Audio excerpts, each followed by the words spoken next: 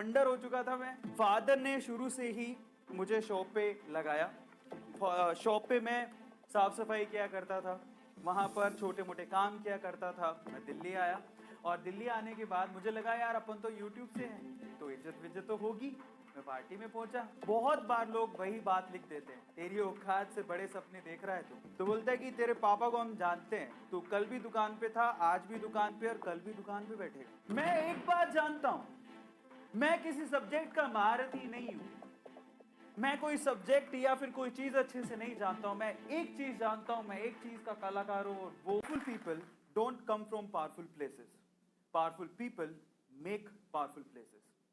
Guys, आज मैं आपको बताने वाला हूं मेरी स्टोरी में कि मैं यहां तक कैसे पहुंचा। आप जानना चाहते हैं? उसके पीछे का रीजन है लोग। उसके पीछे का रीजन है जब लोग आप पे शक करते हैं, आपकी कैपेबिलिटी पे शक करते हैं और बोलते हैं कि तेरी औकात इतनी है। जब बात औकात पे आती है ना, तो इंसान कुछ भी कर जाता है। तो चलो शुरू करते हैं मेरी स्टोरी को। मेरी जिंदगी में पहली बार उंगली की मेरे मामा ने। बोलता है कि तेरे पापा को हम जानते हैं, तू कल भी दुकान पे था, आज भी दुकान पे और कल भी दुकान पे बैठेगा। हालांकि मुझे भी दुकान पे ही बैठना था, लेकिन वो तो भगवान बन गए यार, मेरा फ्यूचर लिख रहे हैं, मेरा फ्यूचर लिख रहे हैं। मेरे मामा को मैं गलत प्रूफ करने को तैयार था। अब होती है दूसरी उंगली, वो मेरे पापा ने की। I am sorry dad, I respect you a lot. का तरीका, कम्युनिकेशन, वो बहुत इंपॉर्टेंट चीज थी मेरे पास। मैं ये नहीं कहता हूं कि मुझे किसी सब्जेक्ट की नॉलेज है।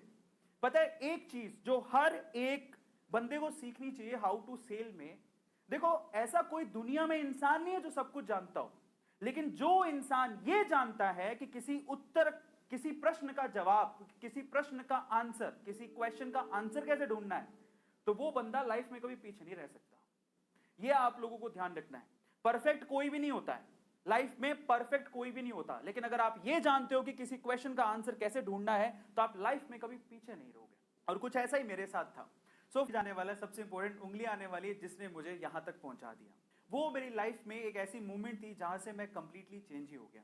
एक्चुअली हुआ कुछ यूं था कि YouTube पे काफी अच्छा परफॉर्म कर रहा था, वहां से सिल्वर प्ले बटन जीत चुका था, अच्छा खासा केमिस्ट्री टीचर के तौर पे नाम था। तो टिकटॉक, अगर आप लोगों ने सुना हो, तो टिकटॉक का उस टाइम पे क्या था, सिर्फ एंटरटेनिंग वीडियोस चलती थी। तो उनको अपना एजुटॉक शुरू करना था, और इसीलिए उन्होंने बहुत सारे अलग अलग यूट्यूब के एजुकेटर्स को इनवाइट किया एक पार्टी के अंदर, ताकि वो वहां पर टिकटॉक की जो इमेज बन गई थी, सो कॉल्ड इमेज की, वहां पर सिर्फ एंटरटेनमेंट की वीडियोस ही चलती हैं, वहां पर वो एजुकेशन को प्रमोट करने के लिए उन्होंने हमें बुलाया। मैं दिल्ली आया, और दिल्ली आने के बाद मुझे लगा यार अपन तो यूट्यूब से हैं तो इज्जत विज्जत तो होगी।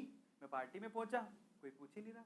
सो फाइनली वहां पर जितने ऑर्गेनाइजर्स थे उनका सबका फोकस टिकटॉक के क्रिएटर्स पे ही था, यूट्यूब वालों पे तो कुछ था ही नहीं। और एक्चुअली मैंने सोचा यार अपन यूट्यूब वाले हैं और इन्होंने स्पेशली बुलाया है एज एन एजुकेटर, शायद ही कुछ रिस्पेक्ट देंगे, कुछ रिस्पॉन्स देंगे। कुछ रिस्पॉन्स नहीं था। मैं तब घुसा एक यूट्यूबर के तौर पे टिकटॉक के अंदर, ताकि मैं टिकटॉक वालों को बता सकूं कि हम यूट्यूबर कम नहीं है। ये चैलेंज लेके मैं घुसा, और तब मैंने वहां पर शॉर्ट वीडियोस क्रिएट करने शुरू किए। और फाइनली टिकटॉक पे जब 7.2 मिलियन फॉलोअर्स मैंने बना लिए, तो रातों रात खबर आती है कि भारत सरकार ने टिकटॉक को बैन कर दिया है।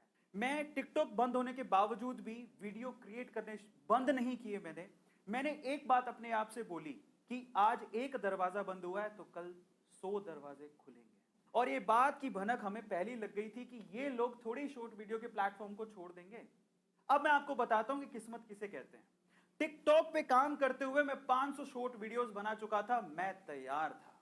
और ये बड़े बड़े प्लेयर्स यूट्यूब, इंस्टाग्राम, फेसबुक ये शॉर्ट वीडियोस के लिए प्लेटफॉर्म लॉन्च करने वाले थे। किस्मत क्या होती है पता है? किस्मत होती है, लक किसे कहते हैं मालूम है? लक क्या होता है? जब आप तैयार हो और आपके सामने अपॉर्चुनिटी भी हो। ये दोनों चीजें जब मिक्स हो जाती है तो वही किस्मत कहलाती है। और पहली बार जिंदगी में मैं अपने आप को लकी फील कर रहा था, क्योंकि मैं तैयार भी था 500 वीडियो के साथ, और मेरे सामने एक नई नई अपॉर्चुनिटी भी थी। दोनों मिली, और फाइनली रातों रात मेरा YouTube का चैनल, जो कि धीरे धीरे चल रहा था, जैसे ही YouTube पे शॉर्ट्स लॉन्च हुआ, वो चैनल सिर्फ 4 महीनों के अंदर 4 मिलियन सब्सक्राइबर्स क्रॉस कर चुका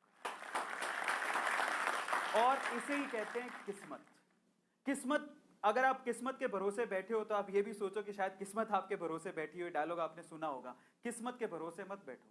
सिर्फ ये सोचो कि आप लोग तैयार हो और आपके पास अपॉर्चुनिटी है क्या। दोनों की मिक्सिंग ही लक कहलाती है। फाइनली गाइस, मुझे चैलेंजेस देने वालों से कोई प्रॉब्लम नहीं है। अगर वो लोग नहीं होते तो शायद मैं यहाँ तक पहुँचता ही नहीं। और आजकल तो मैं अपने आप को ओपनली चैलेंज दे देता हूँ। हालांकि मैं देखता हूँ चैट में लोग क्या लिखते हैं। बहुत बार लोग वही बात लिख देते हैं, तेरी औकात से बड़े सपने देख रहा है तू। तो मैं उनको एक ही जवाब देता हूँ। वो जवाब मेरा ये होता है कि मैं नहीं बदलूंगा अपने सपनों को अपनी सच्चाई से मैच कराने को। मैं बदलूंगा अपनी सच्चाई को ताकि वो मेरे सपनों से मैच कर सके।